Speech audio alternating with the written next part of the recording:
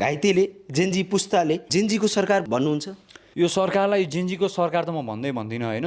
अब कस्तो हो भने जेनजी त जेनजी होइन, त्यही जेनजी क्या दाइ, जुन जेनजीले चाहिँ आजको दिनसम्म सबै कुरा सरकार मोबिलाइज गर्नेदेखि लिएर होइन। हिजोको दिनमा मेरो एउटा अपरेसन छ भन्ने भएर म हिँड्न नसक्ने, 1 हप्ताको लागि बेड रेस्ट हुने भयो भनेर त्यो आयोगको जुन आयोग अहिले जुन घाइतेको आयोग बनाउने भन्ने कुरा निक्ल्यो नि, त्यो आयोग बनाउनलाई दाइ मैले 3 चोटिसम्म के 3 चोटि म वार्तामा गएँ, 3 चोटिसम्म नै मैले पुरै टेबल ठट्टाएर हुन्छ कि होइन, कसरी हुन्छ, संवेदनशील भएर हुन्छ कि विवेकशील भएर हुन्छ कि आक्रोश जताएर हुन्छ, मैले त्यो कुराको लागि मैले पहल गरेँ क्या दाइ। यो सरकारमा एउटा जादु चाहिँ छ, सरकारको विरुद्धमा जो बोल्यो त्यो चाहिँ बिस्तारै गायब हुन्छ, साइलेन्ट हुन्छ, उसको फेस हराउँछ हो।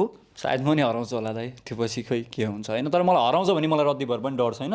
यति कुरा हो कि यदि यो सरकारले होइन त्यही 30 जनाको मात्र आन्दोलन हुन्छ, भोलिको दिन त्यही 30 जना घाइते मात्र आउँछ भनेर सोच्नु भएको छ भने चाहिँ होइन, त्यो चाहिँ तपाईँहरूको गलत फ्यामिली हो। यो सरकारलाई म के आह्वान गर्छु भने भोलिको दिनमा त्यो 30 जनामा अर्को एउटा जेरो थपेर 300 जना आयो, त्यो 300 जनाको परिवार आयो, 74 जना हाम्रो शहीदहरूको परिवार आयो भने के हुन्छ भन्ने कुराहरू तपाईँले विचार गर्नु। त्यो परिवारसँग, त्यो घाइते र शहीदको परिवारसँग यदि सारा नेपाली जनता जोडिएर आउनु पऱ्यो भने के हुन्छ भन्ने कुरा